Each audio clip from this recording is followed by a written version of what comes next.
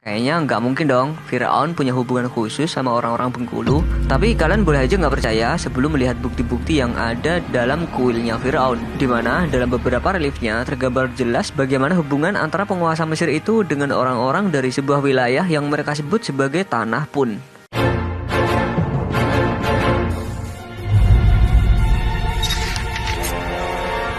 Dalam sejarah, Mesir kuno tercatat ada banyak wanita yang pernah memerintah sebagai salah seorang penguasa. Salah satunya adalah Ratu Hatshepsut yang memerintah pada 1479 hingga 1458 sebelum Masehi.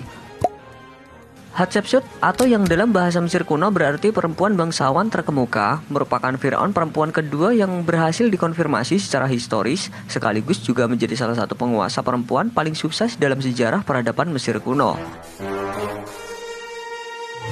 Salah satu peninggalan Ratu Hatshepsut yang terkenal adalah bangunan yang bernama Mortuary Temple of Hatshepsut atau Kuil Hatshepsut. Di dalam kuil terdapat relief yang bercerita tentang salah satu wilayah yang bernama Tanah Pun, hubungannya Firaun wanita ini serta beberapa Firaun lainnya. Relief di dinding-dinding kuil menceritakan utusan kerajaan bersama sang ratu melakukan ekspedisi ke Tanah Pun. Menurut sejarah, sang ratu membawa 5 kapal penuh barang, termasuk flora dan fauna dari Tanah Pun. Orang-orang Mesir menyebut Tanah Pun sebagai Tanager, yang secara harfiah dapat diterjemahkan sebagai tanah dewata yang terletak di sebelah timur Mesir.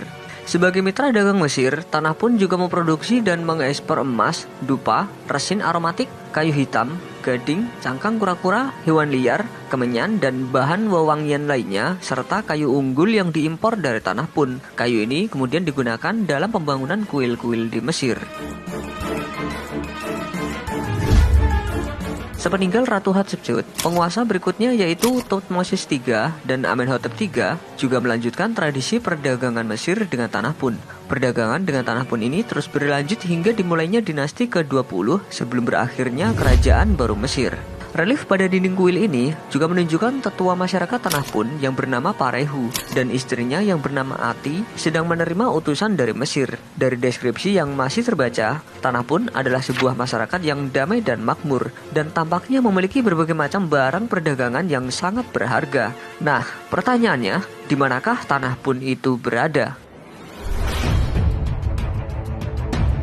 Lokasi tepatnya Tanah Pun sampai saat ini tidak diketahui dan selama bertahun-tahun lokasi Tanah Pun diperkirakan berada di Saudi, Afrika, Somalia, Sudan, atau Eritrea. Perdebatan ini terus berlangsung di mana letak tanah yang menjadi tujuan favorit para